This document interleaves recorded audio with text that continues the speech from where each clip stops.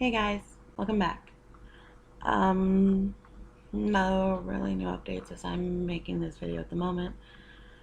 Um, I am gonna definitely try and keep up with my streak of Monday, Wednesday, and Friday videos. However, this one is probably going to be uploaded a little bit sooner to make up for a lack of videos, just to kind of hopefully help build my channel a little bit. Um, Anyways, the story I'm going to read today is really pretty interesting.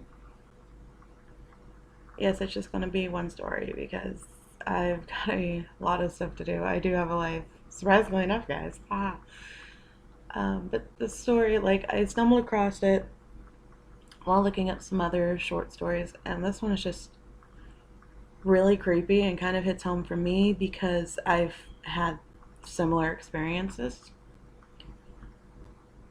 Anyways, the title of this one is called Ghost Bro, and it is as follows. My house was built in 1904. It is a single-family home, wood frame setting on a concrete block foundation. I have been living here for about 12 years. Of all the weird things that my siblings and me have seen or heard in the house, this one event is always my favorite. It happened to my brother. About 10 years ago, my brother and his best friends had started a garage band playing mostly Spanish rock, alternative music, fun in Spanish. His friends could only get together on Sunday afternoons. They would practice into the early evening, and they would usually call it quits by about 8 p.m.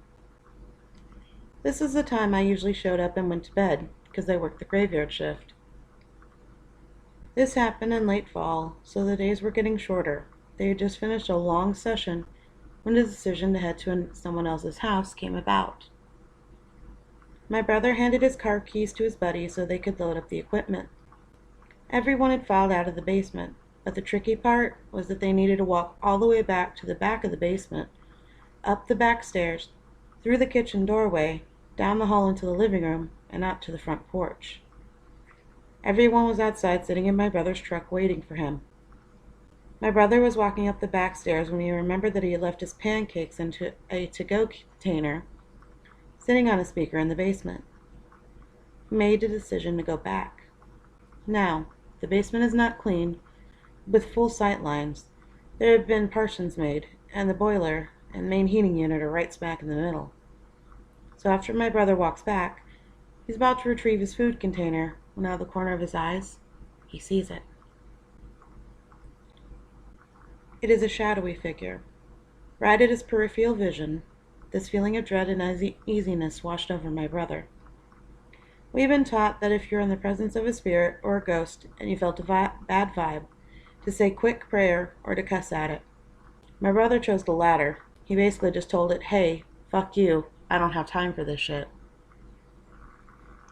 My brother started to walk to the back of the basement and briskly up the stairs, closing doors and turning off lights as he was walking out. The last light switch is on the opposite side of the front door. Luckily, the door was open, and the light from the street lamp was flooding the living room with its amber light. My brother said he felt something at his back, but at no point did he ever turn around. As he flicked the last switch in the living room, it went dark, as did the rest of the house. As he stepped out, he pulled down the door, closing it behind him. Still holding his food container in one hand, he jogged down the few porch steps. He walked towards the front gate. Our house resides far from the main street, essentially having a large front yard but no rear garage. As he closed the gap between himself and his friend-laden truck, he kind of smiled and thought things over in his head, mad at himself for spooking out when there was no reason. He climbed to the driver's side of the truck, putting on his seatbelt, getting ready to pull out of the parking spot directly in front of the house, when one of his friends had asked, "Hey, what about your brother? Isn't he coming with us?" My brother answered, "What do you mean? He went to work early tonight. He's already gone. Do you see his car anywhere?"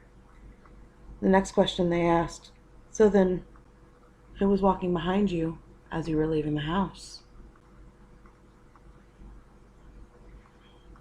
As I stated, The reason this story caught my eye was because this has happened to me several times in my own home. In my childhood home growing up, I had experiences almost every night. My bed, I guess I should have probably. I grew up in a trailer house, and for the longest time, I was in the bedroom on the end of the trailer facing the street. And from there, you immediately left my bedroom, and to your immediate left was the bathroom. And a little bit down from that was the smaller bedroom. And down that hallway was your living room. I never liked walking down that hallway by myself in the middle of the night or went home alone, even during the day, because I always felt like something was stalking me down that hallway. And like the boys in the story, I've been taught to either say a quick prayer or curse at it or tell it to get out. And I did this every time, and I did something different every single time. I would pray one time, and I would curse it another, and I would straight up tell it to get out.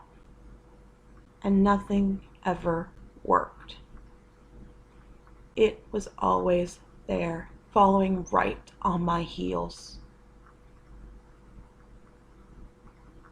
My mom and them walk down that hallway by themselves all the time. Hell, even my younger sister, who's 5 years younger than me.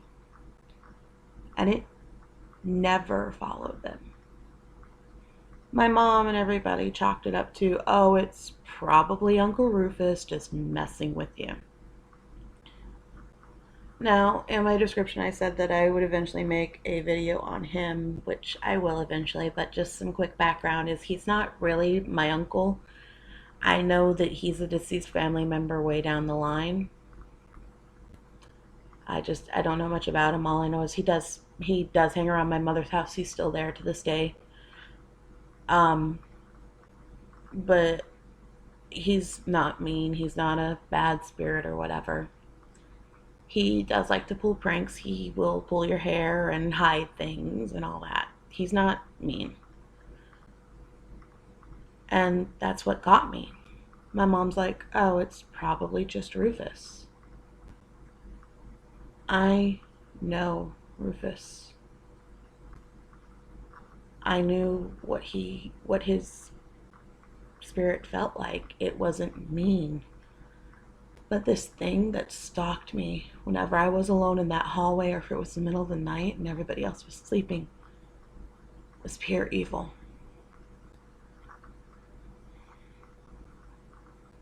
I live on my own now.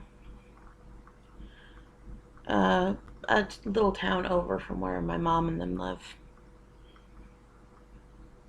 And my sister lives with my mother. And whenever I go over to visit, I make sure that I'm never in that hallway alone, because I'm still scared, because I can still feel it there.